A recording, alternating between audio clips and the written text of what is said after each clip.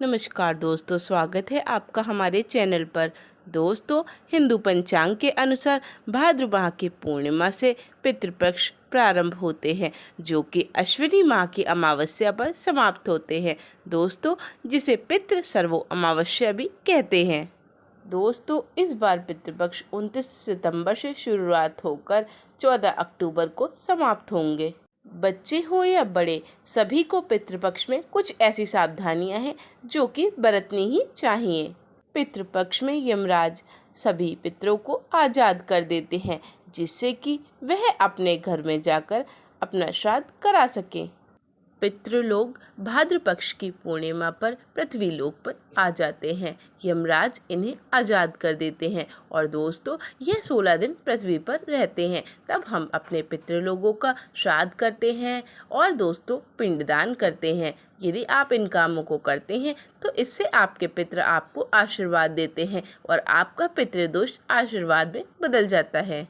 दोस्तों, इसलिए ये 16 दिन पूर्ण रूप से पितरों को समर्पित होते हैं और इन दिनों में कनागद, पिंडदान, तर्पण आदि सभी क्रियाएं की जाती हैं। पितरों को श्रद्धा से कुछ भी आप समर्पित कर देते हैं, वही दोस्तों श्राद्ध कहलाता है। दोस्तों, जैसा कि आप सभी लोग जानते हैं कि पितृपक्ष के दौरान हमें कोई भी शुभ और मंगल कार्य नहीं करना चाहिए। दोस्तों, इन दिनों विवाह आदि कुछ भी कार्य नहीं होता है। हमारे शास्त्रों और ग्रंथों में पितृपक्ष के कई नियम बताए गए हैं। यदि हम उन नियमों का पालन नहीं करते हैं तो दोस्तों, हमें पितृदोष लग जाता है।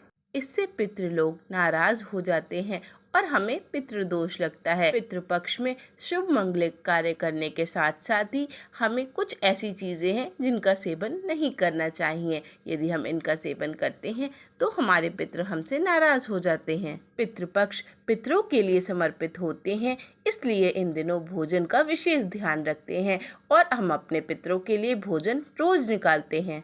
इन दिनों ब्राह्मण भोज कराया जाता है और दोस्तों, पंचबलि भी दी जाती है। शास्त्रों में कुछ ऐसी चीज़ों के बारे में बताया गया है जिन्हें पितृपक्ष के दौरान कभी भी नहीं खाना चाहिए। यदि आप इन चीज़ों को खा लेते हैं तो आपको पितृदोष लग जाता है। कुछ ऐसी चीज़ें हैं जिनका ना तो हमें सेवन करना चाहिए और ना ही ब्राह्मणों को और पितरों को भोग लगाना चाहिए। चलिए दोस्तों, जानते हैं वे ऐसी कौन सी चीज़ें हैं जिनका हमें पितृपक्ष के दौरान सेवन नहीं करना चाहिए।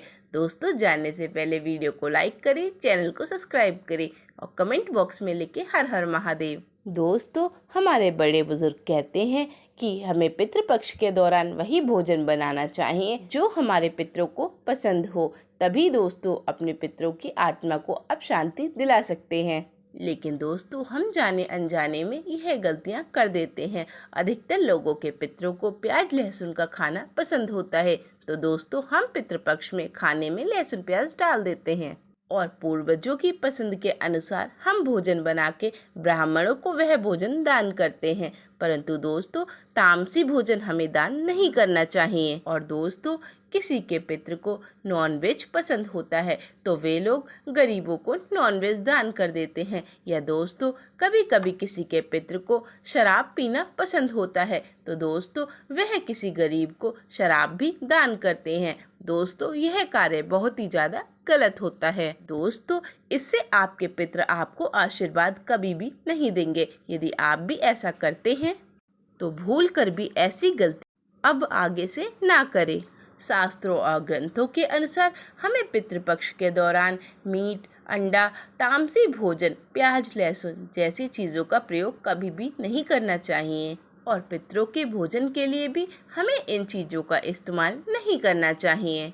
दोस्तों, शास्त्रों के अनुसार भगवान लक्ष्मी नारायण को ही पितरों का रूप माना गया है और जब आप श्राद्ध करते हैं तो सबसे पहले यह भोजन भगवान लक्ष्मी नारायण ही स्वीकार करते हैं। और यदि आप उन्हें तामसी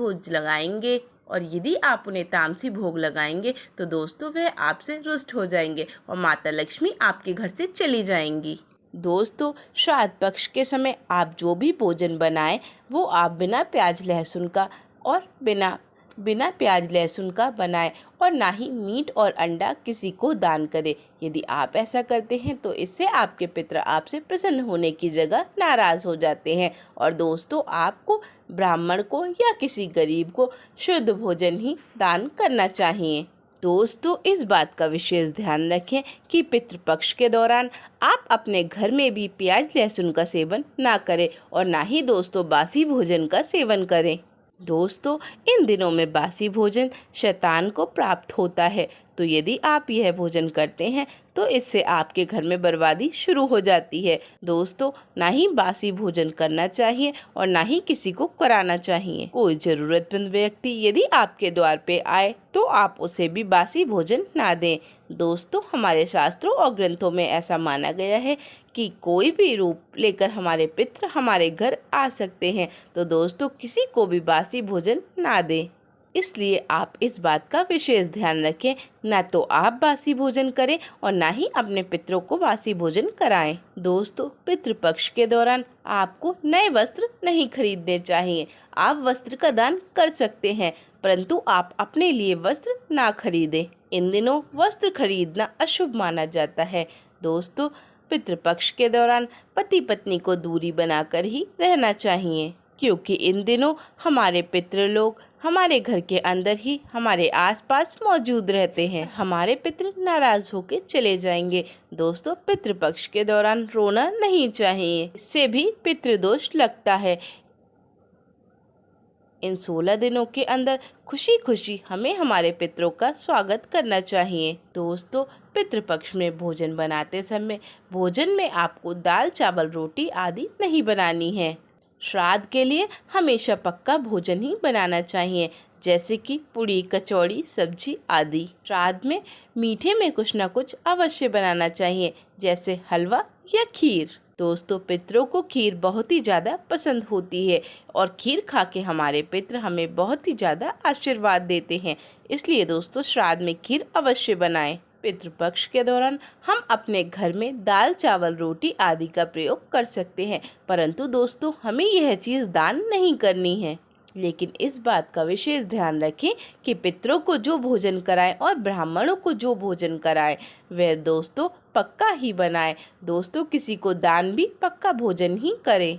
और दोस्तों, इस बात का विशेष ध्यान रखें कि पितृपक्ष के दौरान घर में मसूर की दाल नहीं खानी चाहिए। और दोस्तों, हमें हमारे घर में काले नमक और काले जीरे का प्रयोग नहीं करना चाहिए और ना ही ब्राह्मण भोजन में इन चीजों को शामिल करना चाहिए। पितृपक्ष के दौरान मूली, लौकी, खीरा यह सब ना तो खाया जाता है और ना ही दान किया जाता है। श्राद्ध पक्ष में इन चीजों को खिलाना बिल्कुल ही वर्जित होता है। श्राद्ध पक्ष में पितरों के भोजन में कभी भूल कर भी नींबू ना डालें।